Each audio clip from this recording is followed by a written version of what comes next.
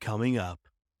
They had just found a hidden wall doing renovations in the bar. And it Mm. was like, why are we unearthing things? Within that same week, we found a pouch in the ceiling that said, for Rebecca, do not open. And of course, Mm. my coworkers open it and dump everything out. There's crystals in there, there's dirt in there. And I'm like, what are you guys touching? Get it back. So we put it back exactly where we had it. We're like, we're not touching this. We're not doing this. We're like, okay, now we know where to ghost hunt.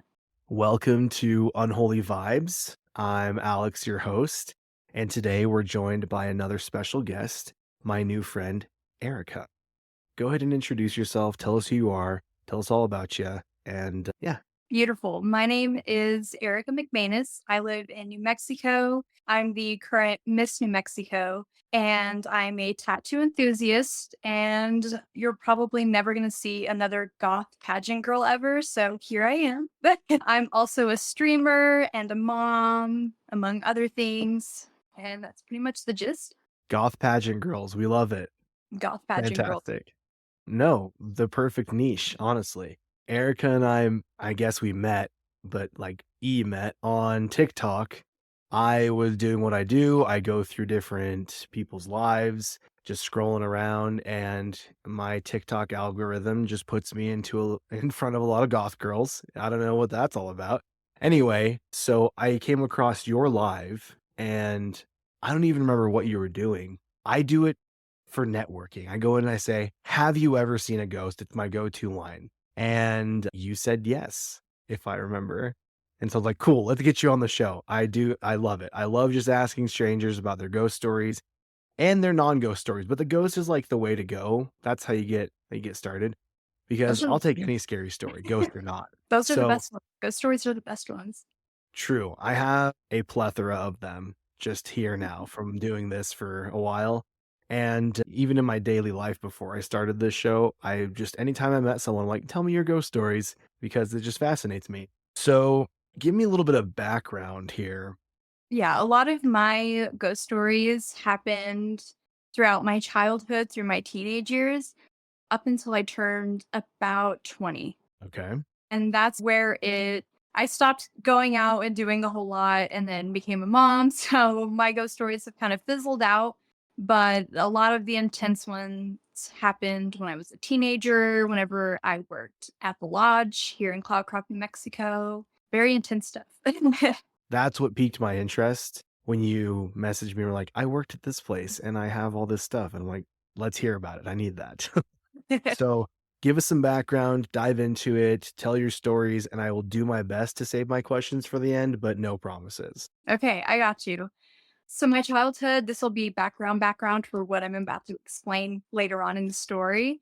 Great. When I was a child, me and my entire family, so my mom, my dad, my sibling, and we all saw ghosts, or we were more inclined to see ghosts, hear ghosts, feel them, all sorts of different things. And that could be because of my forebears, like my ancestors and whatnot. But when we were children, my sibling would see this big man sitting at the foot of their bed. And I tried Wow. my hardest to stay up at night because I wanted to see Mystery Hat Man sitting on your bed. And there was one night where I did see it, and it scared the living bejesus out of me. I didn't know what to do, and then whenever we woke up the next morning, my sibling was completely turned on the other end of the bed, so where their headboard is, their feet were, so they were completely turned around. And after that point, I started anytime I went to the bathroom, I'd start talking to the ghosts that were in the bathroom. It was like, "Hey, I'm coming in here, is that okay?" Like, I tried to befriend them, so I never had anything bad happen. I don't know, I befriended Yeah. the ghosts, I never had anything bad ever happen whenever I'm there, at least. I'm a shy peer. Don't look at me, ghost. Look, not right now, not while I be in the bathroom. Oh, that's funny. Anytime I went to go brush my teeth, anytime I went to go change in the bathroom, anytime I went to go take a bath, it was always, "I'm coming in here," because that instance scared me. It terrified, like, as a child, you're like, "What is that?" And Yeah. it moved my sibling, like, it's horrifying.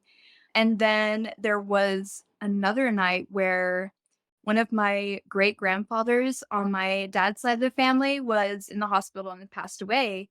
And my sibling woke up in the middle of the night and was like freaking out. And so my parents go to her and everything like that. And they're like, "What's the matter?" And they didn't know that he had just passed away. But she shot up and she was like, "He's sick. He's sick." And then later on in that morning, they found out that he passed away. Wow. So that was pretty much our childhood. When we get to like our 10 to 11 age range, we moved, which was awesome. I was like, I'm so excited. This is someone Nowhere else's could we problem now. go. I know. I was like, oh my gosh, not me anymore.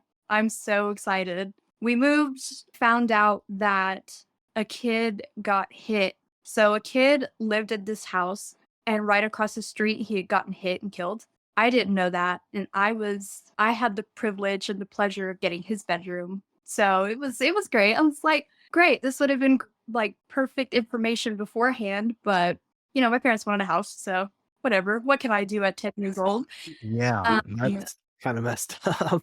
I was like, "Okay, this is great, solid." No I love no asterisks to it. my no asterisks when it comes to my rooming. Okay, cool, thanks. No, Don't tell me beautiful. anything.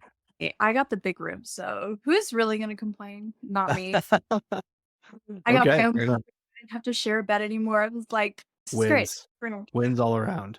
Exactly, exactly, and, the first thing that happened in that house that I remember was when we were moving in.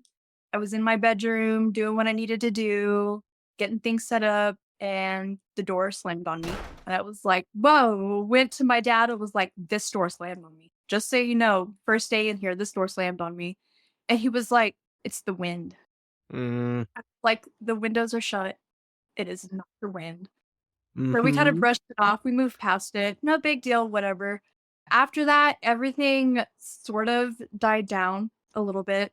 I just did my thing, I did sports, got out of the house as much as possible, and there was a moment in time where everything was very tense in our house, like, family arguments were going on, and everybody in the house seemed like they hated each other. I was in the background, I was like, "Not me, I'm good." Sure. But I was hanging out with my sibling, having some sibling time, and I just freshly cleaned my room. And for me, that was an accomplishment because I never cleaned my room. So I fresh cleaned my room and I hear this loud whooshing noise in my bedroom. Like it sounded like a tornado had gone through the house almost. And I went back to my bedroom and everything in my room, papers were all strung across the room. Everything that I put away was all messed up. And then I had this lovely I'm not usually typically one to get into like religious aspects of things, but I I walked in there in the bedroom and my porcelain dolls were knocked down. I love Mm, porcelain dolls. They were all knocked down. And one of them was missing a foot. And then I had this beautiful handmade artistic piece that was a cross because I was heavily Christian back then and it was completely flipped upside down. Now, typically I'm not the one to believe in symbolism like that, but I personally could not handle that. It was like, no, no, no, no, no, no. Got my room cleaned, told my parents about it. They were like, I don't think that happened. I think you'll be fine. And then I was like, okay, whatever you guys say, like, I'll trust you. I trust my parents. I love my parents. So I was like, I trust you guys. And they're also like spiritually inclined to see different things. So it's like, I trust you guys. And then I was messing around with my DS as teens do. oh, yeah. If you remember, I got the fresh new 3DS in pink, and I was like, I'm gonna take some pictures. And I used this effect that was I don't even remember what it's called.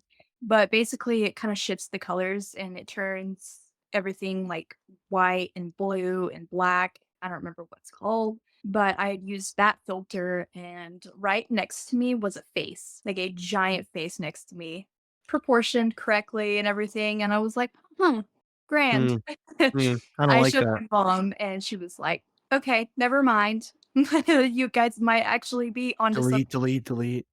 Yeah, I kept that. I still have it. I'll have to find it one day, but I still have it. Dude, take a picture and send it to me. I will. You'll be the first person who gets it, I promise. I'll have to get to all the cringe photos I took as a kid, but Worth it. that photo's definitely worth it. It's definitely worth it. And then really everything again, everything died, like fizzled out, died down, tension in the house died down, so everything kind of died down. And then my grandfather passed away, and my mom was my sibling was seeing my grandpa in the house, and then my mom saw him in a dream where he was telling her to get out. So we moved.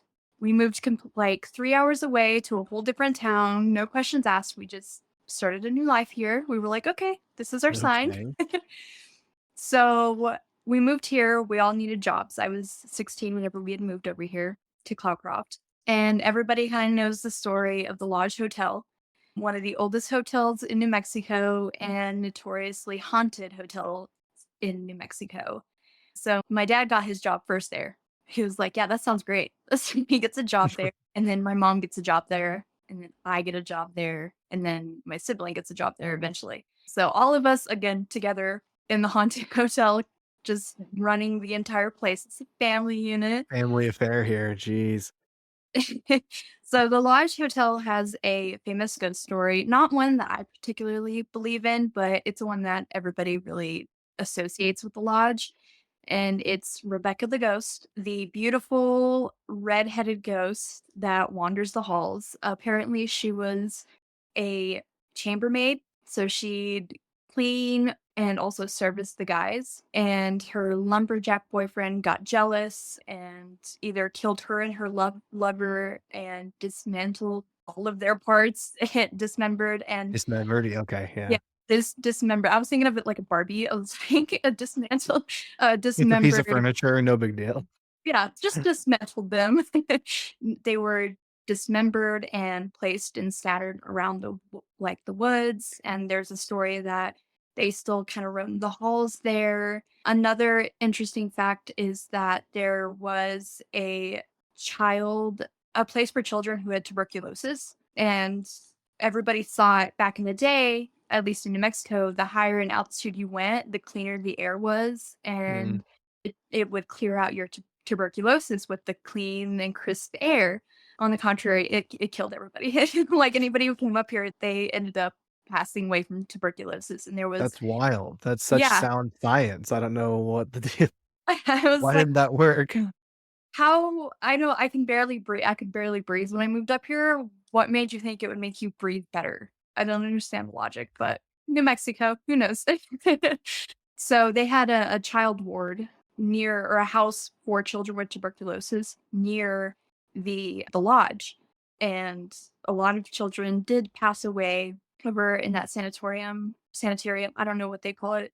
They have signs along the lodge that tell you all of the history, which is fascinating for me. I read it every time I cleaned all the rooms. I would stop by, I'd read a new plaque, and then keep Move on. reading every Yeah. day. So I got a lot of different bits and pieces of information of the hotel that I could. The original lodge was built in the late 1800s and burnt down in 1901, if I'm correct. And then they had rebuilt it. So the new lodge that we have isn't the original, but it's still from the 1911. Being a Still house, old. It's old. yeah, That's it was regardless. still old. The rooms were still original when I had started there before we had done the remodels, but being a housekeeper there was the scariest job I I had ever had in my life. And I have dealt with people in pharmacies, older people in pharmacies. So to go and say that this was the scariest experience, like it was horrific. My second day there, I was getting the rundown on how to do everything, and they had shown me the tunnels where we would go grab our linens, which were underneath the hotel. So we'd have to crawl through this little rabbit hole just to get into where the clock-in was, and then we would go underneath the hotel and grab our sheets. We also have a piece of Al Capone's bars in our bar. Okay. So we also have some older history with that as well. So we have one bar downstairs where the workers are. That's called the Red Dog. It also has a tunnel that connects to under every room in that hotel. And that door would randomly open, it would randomly shut on people, the lights would randomly turn on and off on people. So my dad did most of his work underneath those tunnels all the time. So he would tell us everything that happened there before I had started working there. So I was already like, yay, I'm so excited I put in my application to work at this hotel. I'm very glad I did. But as a 16-year-old, I was like, this sounds just fantastic. My Off to a second great day start, there, yeah. yeah, already to a great start hearing all these stories. My second day starting, it was the rush New Year's. I'd started on New Year's Day and it was busy. So they threw me on third floor. Third floor is where we see a lot of our children ghosts or our children spirits up there. So you'll hear like a lot of running around. You'll find toys up in the attic if you go up in the attic. So my second day there, it was you're working straight on the third floor by yourself. And I was like, "Oh, awesome. I love this." I was vacuuming room 328 and is it 328 or 358? It's been a while since I've been there, but I'm pretty sure it's 358. I was vacuuming that that entire room and in the hall. I'd made my way into the bedroom and disconnected the cord, plugged it in the bathroom, and the main door to the hotel room, mind you, solid wood, very heavy, it slammed on me. And I was like, I gotta start talking to spirits again. I gotta start talking just to get through today. Yeah. And then I had moved to 360. 360 is notorious for being one of our most haunted rooms in the hotel. I didn't know that. So I go in there like, yeah, I can't wait to finish this and get home. Because it was 5 o'clock at that point, and I'm cleaning and I have one of my spray bottles fall off of my counter. And of course, I'm like, I definitely knocked that off. There's nothing else going on. I knocked that off. And then a toilet paper roll knocks off the toilet seat. And I'm like, okay, y'all can stop messing with me now. And I exit the room to go grab some supplies. And I walk back up to the door and I heard walking in the room. And I was like, this cannot be happening right now. I thought somebody had checked in before they were supposed to. I was like, I was paging front desk. I was like, there's somebody in here. And they were like, nobody's checked in here. And I was like, okay, solid. So I open the door and I go in and there's nobody in there. Everything that I heard stopped as soon as I opened the door. There was nothing Oh in the my. room. I was like, oh, this is horrible. This is horrific. I finish my shift and then I go home and I tell my dad and he was like, "Oh, you went in 360? You had to clean that room? I'm so sorry." And I Yeah, was like, thanks for the heads up. "You're so great. Thank you for the warning. I appreciate and I love that so much." After that, there's a chandelier that I dealt with on third floor that if you talked up to it, it would answer you. Yes would be one flash, two flashes was no. It was really weird, and you Wow. could only catch it if it was you and another person that worked there. It couldn't be anybody visiting, it couldn't be anything else like that. It had to be another employee. So I would Okay. always be talking up to it. Are you here? What are you doing? How old are you? Are you young? Are you old? It was kind of like my little Ouija board, but a chandelier, like a Oh, tiny. shit. I was That's like, kinda okay, funny. this is cool. Actually, this is cool. Right below third floor, there's a connecting staircase that goes to meds. We don't have elevators in this hotel, so anything we had to do, we had to carry ourselves upstairs. Horrible. It felt like child labor, but I was 16 and I could work, so it was okay.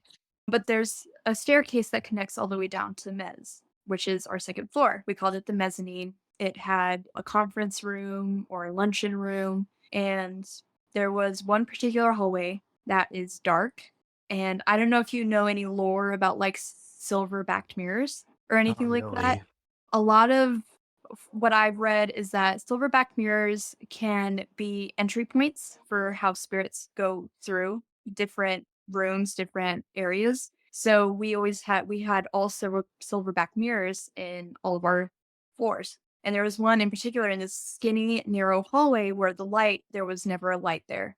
Anytime I looked up in there, it was like a sense of dread. I didn't want to go in there. I didn't want to work on those rooms in that hallway. It was very ominous. And that's where me and my coworker saw what we considered our hat man or our version of a hat man. Just this tall black figure that stood there and watched us. And he always had children with him. So there would be children all with him. Ugh. No. Hey, really quick, Just really quick. No. You No, know what I mean? exactly. No, thank you. I would Wow. always Okay. avoid that floor. And then 3rd floor also connected to the tower. We have a tower in our hotel where Of course. coincidentally enough, there's a box of this elderly woman's ashes up there. She loved the lodge so much that she put her ashes up in the tower. But that's No. where everybody would see our famous spirit, Rebecca, and they would always Okay. see spirit in there, and that's where they'd always do like, paranormal investigators would always do their spirit box sessions, and that's one of our main attractions to the hotel. So, Question. yes. Was it really a main attraction? Like, hey, come to the hotel and go in the haunted tower? Like, it just was, and people like, we're here for that thing. Does that make They sense? yeah, yeah, it back whenever they had their old owners, the original like, not the original owners, but an older set of owners before our current ones, they yeah, early 2000s, they really made that place known for the spirits. It was they even had Okay. a binder, and they put papers on every little stand or in the hallways, where if somebody had an experience, they could write it down, and then it would go in this binder. So we So had this they giant binder full of just ghost experiences, paranormal investigators photos, Ouija board sessions that people have conducted in the hotel, That's wild. pictures of furniture moved all the way to one side of the hallway that my boss, my one of my original bosses had taken whenever she came into work. Yeah. So they sensationalized it to get more visitors, essentially. Exactly, yeah. And But that's where also my it main was thing spooky with as the hell. hotel I was like, "I don't believe in the ghost stories here." Like, it's an old hotel. It's very you could tell it was an old hotel. And I was like, they just wanted to get some more people to come in there until I started working there. And then it was, "Oh, never mind. These new owners that we got, they don't really like to focus that on the hotel." Yes, the restaurant in the hotel is called Rebecca's, but not a lot of people really know the story or have heard the legend. It's just the restaurant now. Hmm. And they've kind of stopped talking about a lot of the ghost stories that have happened there. So I like to keep it going every Yeah. time. Anytime I talk to anybody about the lodge, I tell them my ghost stories, especially when I work there. Have you seen Rebecca? Any guest would come up, have you seen Rebecca? And I'd be like, of course I've seen Rebecca. So do you when did you stop working there? Do you still work there? What was the timeline like? You were 16 when you started. I was 16 when I started, and I stopped when I was 20, Okay. or right before I So had turned 20. okay. So So you almost were 4 there for a few years. Yeah, I was So there. I took a little break for college, but I came back. I always came back to the lodge. so for you it became kind of normalized how all the spooky shit happening.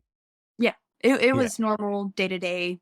If something weird happened, you blamed it on Rebecca and you moved on. So so I had a guest on previously that was telling me about a haunted like hotel ship.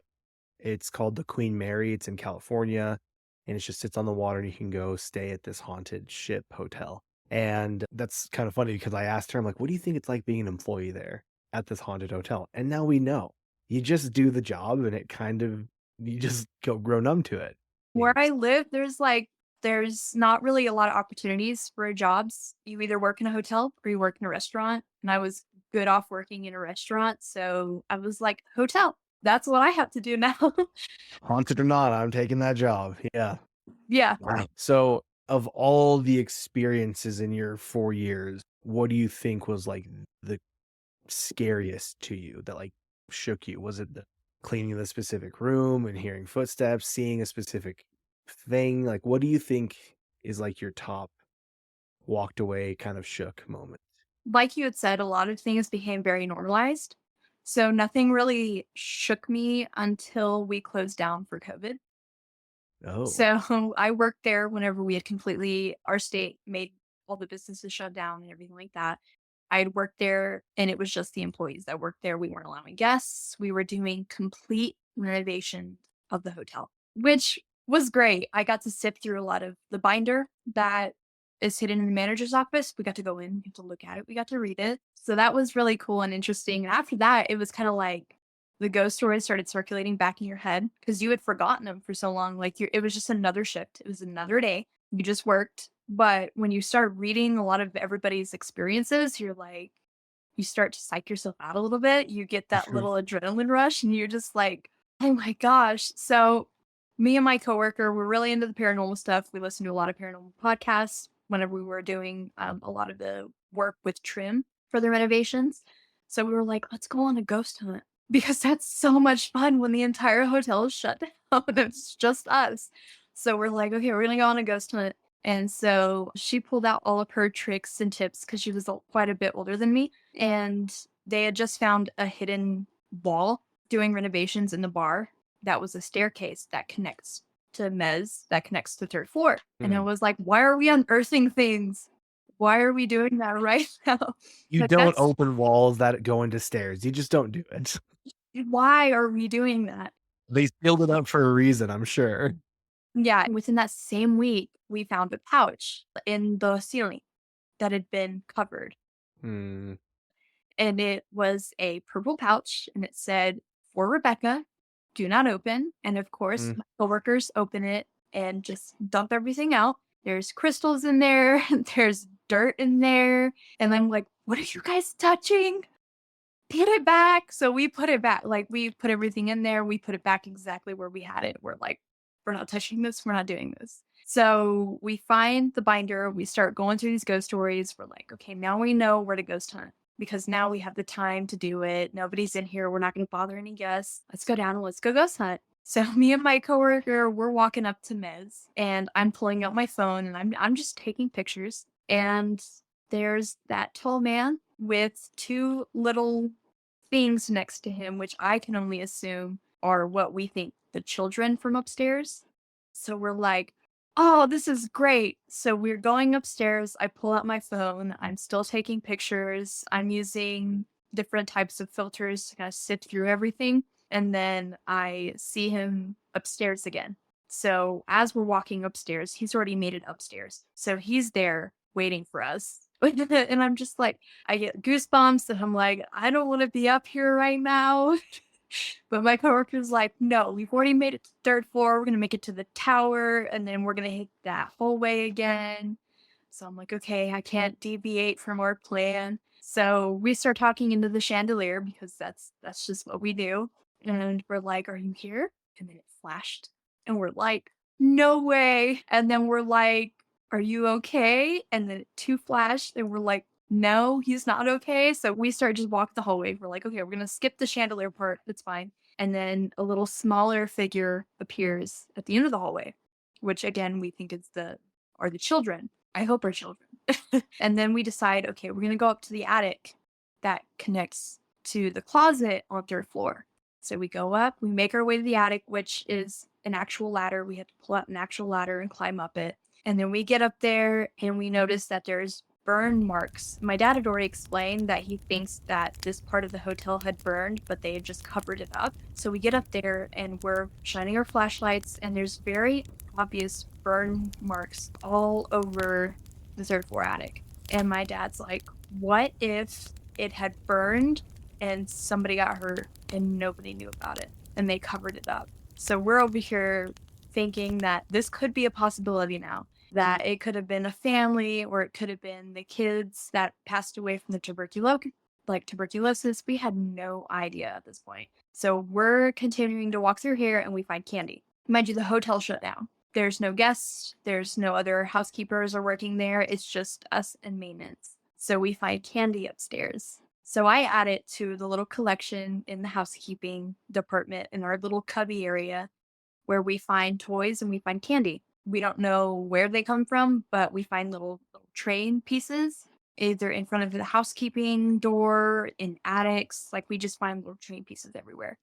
Okay. So we just started collecting all of those, the candy. So I grab it because I know we're gonna go collect it. And we go to leave. And as we're walking out, that door to the closet slams on us. Mm. And we're like, nope. I just even right now, I'm like getting goosebumps. I'm just reliving it. But I will admit we did that. We did that to ourselves. So we go down to that staircase that connects to the mezzanine, the to the bottom section. And we're going through that creepy hallway where I always see that hat man, where I always feel a sense of dread and just outright fear when I walk down it. Right. So I'm creeping around the corner and I just feel this overwhelming sense of heaviness just cloud over my entire body. And I'm like, we have to go through this hallway. There is no other way out. We up or that hallway. Mhm. And I was like, I'm not walking back upstairs. I'm not doing that. So we walk through the hallway. I take a picture of the mirror. I'm pretty sure I can find the image, but there's a face in that mirror, in the silverback mirror of a child down below me.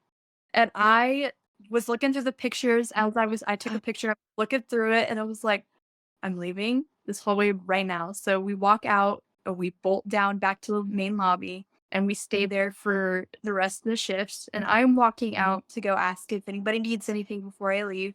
And I hear my name get called. So I turn around and I was like, did you call my name? To my coworker. She's an older lady. So she was very serious. She was like, I didn't call your name. And I was like, you're lying. Like, why are you lying to me? Like, this is gonna send me on a mental spiral. Like, did you call my name? And she was like, no, I didn't call your name. And I was like, interesting, because I just heard my name. And whenever I heard my name get called and she just flat out denied it, I left. I left. I was like, I'm not coming back until my next shift. I'm not doing it. Oh, man. She wasn't pranking you. She Um, wasn't pranking me. no, that is wild. This place, I'm gonna have to come see this place. That sounds awesome. No, it is awesome, and I can take you to a lot of the rooms that I know are more inclined to have spiritual activity. Second floor, apart from mezzanine, there's the honeymoon suite. That one's pretty intense to be in. And then there's the room where 2 months before I started working there, a man passed away. Yeah, and they didn't know what procedures to do. The housekeepers didn't, and nobody really informed them what to do. He was a healthy older gentleman, went on a hike, and then had a heart attack in the Bummer. hotel room. So, Just adding to they- the pool of ghosts. Very cool. yeah, just adds to everything. I Yeah. love it. So they accidentally took the sheets off, and instead of red bagging it, they circulated it through the washing system. And No. it is still to this day circulating those shelves. Don't know which ones they are. Blech. Oh, Essentially, I'm wow. never staying in this hotel. I worked here. I'll never stay here. Bring your own sheets, just to be Essentially. safe. And a lot of the Oh. coworkers, they do have to stay during a heavy snowstorm. They did have to stay the night because I live Mhm. in the mountains. I live in the altitude, 9,000 foot in elevation. So we're pretty high up here. And when it snows, it snows. So a lot of the times, employees got trapped in the hotel and had to stay the night. And some of the stories I heard alone just from them made it to where I never wanted to stay the night, ever, ever. So this is making a little bit more sense. I'm looking up Cloudcroft right now. Is this like a ski kind of area because it's so mountainy and snowy during the winter season? These are all like ski resorts? We Or what? we do have a ski resort way down, but it's small. This town is mostly just it's kinda like an oasis in the desert. So you have straight desert in the basin, and then it goes straight to our national forest. So it's a Lincoln huge National forest. Forest. Yes. Oof. I genuinely may have to come see this place. I'm being dead serious because, like, I like to go visit. Well, my goal is to visit these places, right?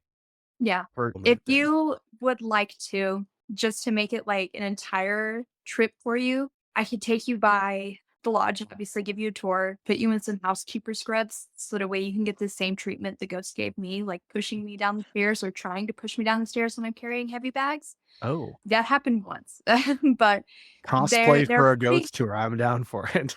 they're malicious to the workers, to the housekeepers specific. That's rude. Yeah, I'm like, "I just work here." There's a theory that the other housekeepers, whenever Rebecca died, that they had covered up her murder. Oh, Yeah, so I'm like, "Well, that would make a lot of sense." Like, glasses flying off of the bar shelves and everything like that on the bartenders. So, the Rebecca's ghosts not kinda don't right. like the employees, but they love the guests for whatever reason. They love the attention. Is wild. And this place, does it stay pretty busy? Like it's like pretty occupied by guests a lot of the It's time? not a golf course. It's the only golf course in Cloudcroft, and Oh, it's a pretty popular golf course. In fact, it was one of the highest golf courses in elevation in the country at one point. okay. Yeah. Wow. Because in my mind, while you're telling me all this, it's a functioning place, so I'm assuming, yes, there are guests here, but in my mind, I'm like, "Oh, it's kind of like The Shining where there's, like, no one there the whole time," which doesn't make any COVID made it feel like The Shining when it Right. was just me and other coworkers. It was anywhere you looked, anywhere you went, you had to, like, look over your shoulder every single time. You were just constantly on edge every single day, and especially when we were renovating the entire hotel, it was one of those things where we were kinda riling them all up at the same time, so interesting. It was very interesting. I like it, and here's the thing, anytime you said that someone that her ashes were in the tower, right? Mhm. That's just a no-no in my book. You just I ashes so I've talked to a few people that are like, "Oh, haunted basement or haunted this, that, or the other," and several of them are like, "Yeah, someone's ashes were in there," and I'm like, "Well, that might have been part of the problem," you know? Yeah, yeah. Um, the older a place is, the higher likelihood it has to be haunted, first of all. And this place is old and renovated and burned. It just has a lot of history attached to it, it seems like, and a Yeah. lot of negative vibes. And then you're like, oh, let's just put a dead person's ashes in here. Like that can't help. She loved the place so much. Like, she spent all of her time in the tower, so she was like, "I'll just stick my ashes in here." And you can see where they're at because it's kinda got, like, these pillars, and then it's just got one platform, and then you can see this giant wooden box, and those are what I was told where her ashes are, and they even have a plaque of her picture up there in the tower as well. Another fun thing, Judy Garland has signed her name on the walls here, as did Vincent Pratt. So that's interesting. Yeah. Yeah. Yeah, This is it's a hot framed. spot. This is quite the destination. It is. There's Pancho Villa has stayed at the lodge before, and he was very famous down in Mexico. And it was a hot spot for a lot of famous food. The people who were from MythBusters, they stayed there at the hotel. So we've definitely attracted a lot of higher profile people throughout the years. So we do have that history there in the tower as well. So fascinating. Very Um, fascinating. I'm like it fascinated. so much. But outside of the lodge, if you because it is like 7 hours out of your way, I have also been to one of the most haunted hotels in El Paso, Texas, as well. I'm pretty sure Ghost Adventures did an episode there. I watch it a lot of times because what I experienced just walking in the alleyway of that hotel made me terrified. Now that place is burned down, but it's still an Oh, interesting experience. And then you've got the El Paso High School that I've also toured 3 AM. I was like, "Let's do it. This is awesome." Because I started going into, like, this little ghost hunting phase when I lived in El Paso, and whenever we were touring there, it was genuinely a horrifying experience. It is such an old it's one of the oldest schools in Texas, and I was walking, and they had, like, this ledge that was high up, and I looked at it, and I saw somebody lunge at me, so I ducked, and when I looked, nobody was there at all. I don't like There that there's either. there's a couple of areas around here that are pretty famous for their hauntings, and I happened to work at one for 4 years. So, outside of the hotel and your experiences in El Paso, does anything ever like happen to you just in your personal life, day to day, at home, anything like that? Or have all these experiences been pretty isolated to those locations?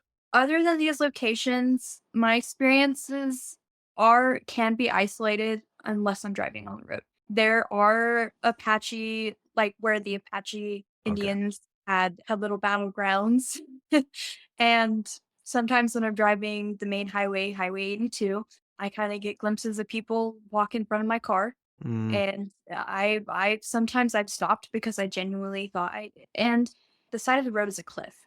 So you kinda get to a point where it's or not just a cliff, but, like, it's pretty steep. So a person shouldn't be walking there, but then they walk right in front of my car, so I stop because I genuinely think I hit somebody, and then there's nobody there, not a soul on the highway. after that, I just stopped checking because it became such a constant thing where I'd see somebody walking the side of the road and then they just disappear. I don't like that either. That's fun. Better th I mean, at least you're not, like, swerving. They're like, "Ha, we're gonna get you," and you'll swerve off the road. That's no fun, Yeah, I so just kinda cut my losses and I'm like, "Oh, you shouldn't have been walking in the road." yeah, that's on you guys, sorry. I get There's scared that no crosswalk they have here. and then I'm gonna be like, "Oh, I hit somebody," and then they pop up in the backseat of my car, and I'm just like, Ugh. No, thanks. That would be the worst. That would actually be the worst thing that's happened. That's yeah, mm. One time I was driving from Utah to California, and it was late. I was reaching my destination. I still had, like, 2 hours left, and I was driving, and I was by myself, and it was one of those, like, mountainous kind of winding roads, you know? yeah, And it's one way or, like, 1 lane each way, I should say, if I remember correctly. It's been, like, 5 years, and super dark. I didn't see anything in the road, but I kept seeing something in my back seat, actually, and I would, like, peripherally, I was, like, seeing something, like, it could just be, like, my headrest, whatever, just peripherals playing tricks on me, right? Because you know yeah, how it is, like, "Oh, it's over there." My mind's not really focused on what that is. right. But keep seeing, I wanna say it looks like a woman. Like, just, like, I see the hair, like, long, like, light colored hair, and that's about it. And I keep looking because I'm like, "There's no way," right? Like, there just isn't. But the thing is, like, the night before, I had been with a bunch of friends, and we were all telling our scary stories and ghost stories and all this stuff, and you just, like, bring in those vibes, and they kinda stick with you, so you have to, like, lighten the mood or, like, change the subject or whatever to kinda, like, let that go. Yeah. And so I had, like, stayed up late with all these friends, and then we end at, like, I don't know, midnight, 1 in the morning, and then I go to bed, wake up super early because I have, like, a 12 or 13-hour drive, and it's just kinda stuck with me. So anyway, I digress. I'm driving, and this truck pulls up behind me, and it's not like a semi truck size, but it's a pretty big truck. It's like, I don't know. Anyway, and it keeps flashing its lights at me, and then it will pass me, and I'm like, I'm going over the speed limit, like, a little bit. So anyway, this truck keeps flashing its lights at me, and then it'll go and, like, get right up on my butt, and it's higher up, so I'm being blinded by this guy. And I was driving a Hyundai Elantra, so I'm kinda, like, lower down, and then he would pass me. He had, like, a big water tank on in, like, his truck bed kinda thing, and then he would get in front of me, and again, I'm going, like, 5 over, and then he would slow down to, like, 10 under and make me ride his butt, and then I would pass him because I'm like, "What are you doing?" And then he would honk at me and, like, flash the lights, and he kept doing this, and I'm like, I don't think it was anything other than just idiot driver, maybe, I genuinely don't know, but the fact that I was, like, seeing something in my back seat in addition, like, and he was doing this at the same time I was seeing thing in my back seat, potential thing, I'm like, "I wonder what this could have been." It could have been nothing. I was very tired. It was a long ass drive, and when it gets late, I get sleepy while I'm driving. I could fall asleep driving, and which is not great. So, Yeah. I genuinely don't know, but I think about that every so often. What if that guy, like, was seeing something in my window? I don't know. I genuinely don't know. It's probably nothing. But anyway, nighttime driving stories. What if he brought it in there? What if it was I him? don't know. We were going like 65 or 70. I mean, he And just you kept. couldn't And it happened, I kid you not, it happened 4 or 5 times. He would, like, ride my ass, flash the lights at me, honk, and I'd be like, "Dude, I'm going over the speed limit." He would pass me and then slow down, and I'm like, "What have I done to you? What am I if you wanna I go think fast, go, just be gone, just go. Get in front of me and go, don't, like, break I've me." heard stories like this where, like, somebody will be in, like, a semi or something of that nature, and they'll genuinely their main goal is to make you crash, is to hurt you. So they'll play tricks on you, and then there is one stretch of road, and I can't remember what it's called, but something essentially along those lines will happen where a truck will flash you, will look at you, and will just try to get you in a wreck. And if that doesn't work, you'll see somebody in your back seat. If you acknowledge that person in your back seat, then they'll try to hurt you or try to distract you and make you crash, kind of thing. I don't remember what stretch of road that's on, but I watched something. I think it's like Highway 666 is what it was called or something like that. I could be thinking of something differently, but I've heard similar, like, weird Anyway, yeah, who knows? That's the thing. Who knows? Whenever you say that, I'm thinking about that, and I'm like, "What if he wanted you to crash?" And that just I'm like, "No."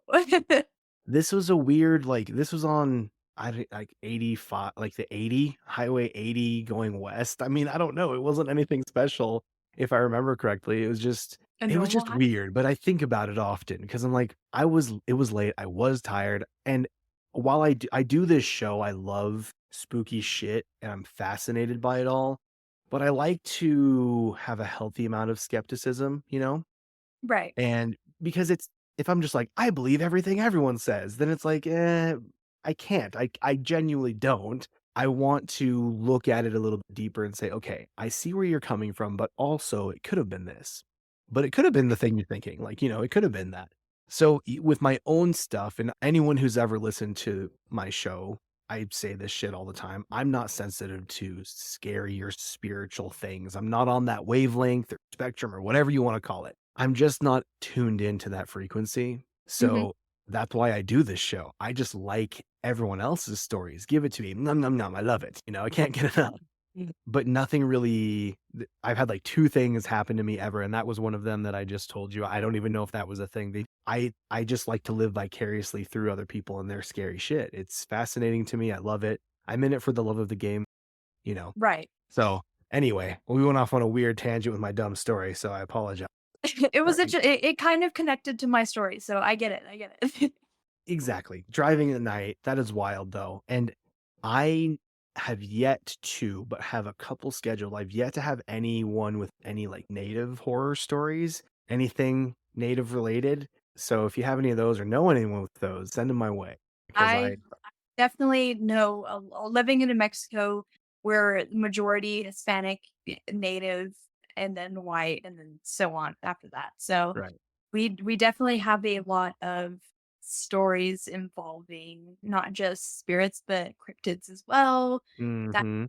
stuff, and then I've definitely heard quite a few stories. So, my own, not necessarily as much, I'm kind of a daredevil at night. I, along with you, have some level of, like, skepticism with some things. So, when I'm out with my friends, I'll whistle in the dark. I'll start whistling, and they'll genuinely freak out, and I'm like, "We're gonna have a fun night." Yeah. I being that I'm not like sensitive to these things and I haven't really had any experiences because I've met people and I have friends that are like, "Oh yeah, I see shit all the time." I'm in tune with that. I have this feeling that if I were to go to this hotel or the theater I'm going to in a couple weeks or whatever, wherever, I feel like nothing is going to happen while I'm there. I just feel like I am repellent to, or I'm just not able to recognize things. Maybe. Like, But then there are other people that they're like, something happens every time I go. I'm like, well, dang, I don't know if I should be I will jealous, say but with this hotel, we had stayed there the day before we had moved into town, and nothing happened. Not a thing happened. It wasn't because until you I were started against. it was whenever I started working there, whenever my family started working there, that's when we all started experiencing some things, and it wasn't like every day at work we were experiencing something, but whenever we did, it was usually something pretty massive to get our attention. That is So, very okay, interesting. and if you antagonize the gut, I'm not saying do it, and I'm saying do it. If you antagonize them just enough, they will. So, that furniture slide that I was telling you about, they have no idea how that happened, but they do know that a couple that was staying there, or it was friends, they were roommates, I don't know what they were, but when they were staying there, they were antagonizing the spirits that were there. They were calling her Becca, and they were going ham on poor Rebecca out here, and all of the furniture was moved on their side of to their room. Oh, wild. We also have the governor's suite that was also on that end. It is also a pretty freaky room. It's every governor in our state has stayed in that room. Yeah. Right. So yeah, it was all the furniture was pushed over towards that end, and they actually have a picture of it as well. I mean, if Well, we antagonize a little bit, I'm not gonna say I wouldn't, but yeah. So yeah, if I can make a trip up there and you can give me a tour, I'm down. It's like I'm here, might as well go hard. You know what I mean? I got Uh, all the cool hot spots for you. Don't worry. Excellent. Yeah, we'll figure something out. But Is there any other stories that come to mind that you want to throw out while you're still here with us? Not particularly, other than driving down the road. That's typically a daily thing or a nightly thing, I should say. Hmm. So it's kind of one of those things where I say it once and that's pretty much all that gets. Yeah. Well, good. No, I'm satisfied with all of your stories. I just wanted to make sure that you were like, oh, wait, I've got one more.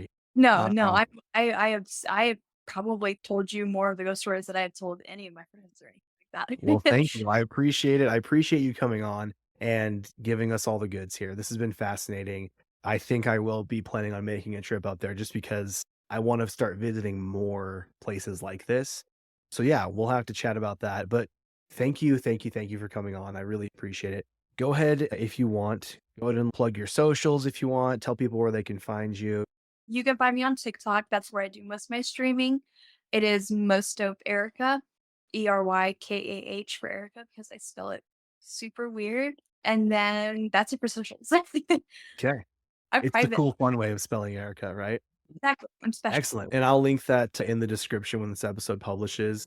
So thank you again. If you're listening, be sure to check out Erica's TikTok, watch her streams, give her a like, give her a follow, say hello if you came from the show.